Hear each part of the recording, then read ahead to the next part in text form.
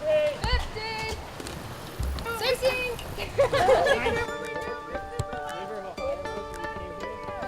We're always trying to teach them something.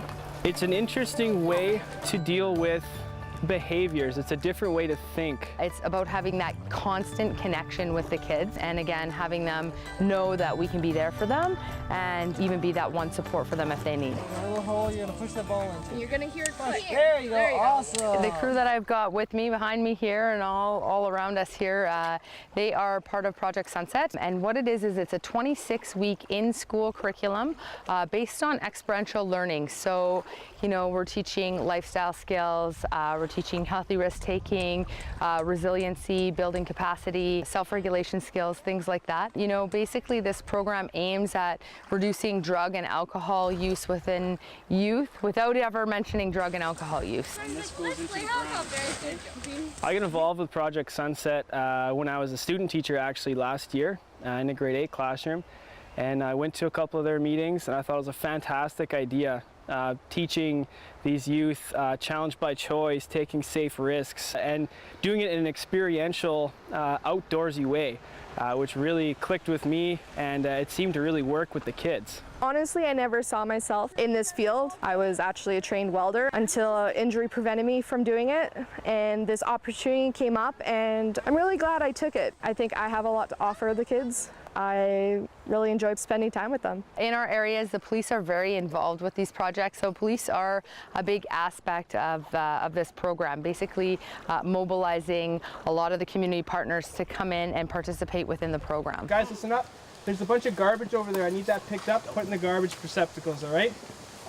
All right, let's do that. The biggest trees grow from the smallest seeds. I think having those little teachable moments and ingraining those little things in them now, it's going to foster and grow into something much larger than themselves. Some of these kids will get stuck in the same rut. What we hope to do is become a mentor to help remove them from that rut and then put them on a path to success. Before, I wasn't really the greatest kid you could know.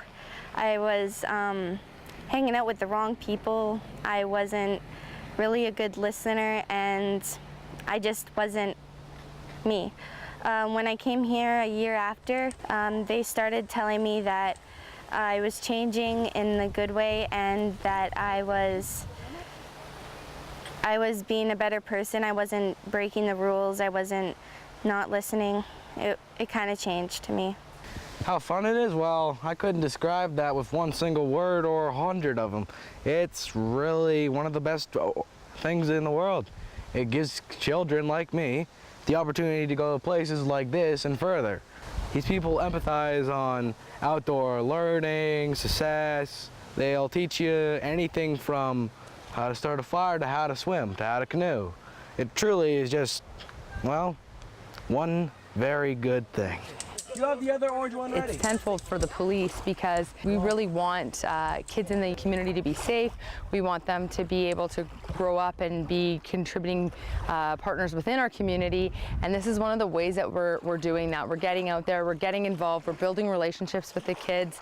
It's about having that constant connection with the kids and again, having them know that we can be there for them and maybe even be that one support for them if they need. It really helps us show the community and these kids that there's another side to policing, that they're part of this community, and it's not just when something goes wrong or an accident occurs. It's not just then that the police step in. There you go. It's working. I think the biggest takeaway for me is watching these kids grow. It's kind of like that proud parent kind of moment. You see these kids overcome all the obstacles in front of them. And you can go home at the end of the day and say, you know, I was part of that. That's so cool. But at the same time, you can go home knowing that, you know, these kids are going to be all right. Sometimes I'll get anxiety, and Mr. Tennyson will come over and start talking to me. He's a lot of help.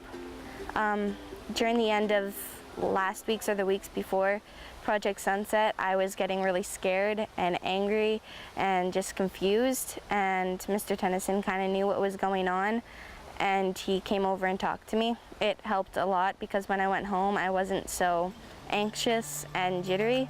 That success is different for everybody. Maybe success is trying that new vegetable. That's huge. Let's celebrate it because that's a big thing in this kid's life. Maybe success is finishing the 4K hike that we just did because that's a long hike for some of these kids. Let's celebrate it. That's fantastic. A kid will learn if they can learn. So whether that's a hug on a bad day, a talk with somebody that they can trust, giving them those things that they need is going to ensure that they can succeed later on. Sometimes home life may not be the greatest, but they know when they are with their community that they're safe, they're supported, and that everyone wants to celebrate their success, whatever that means for them. The world is a little bit of a less scarier place because they know they have people they can depend on.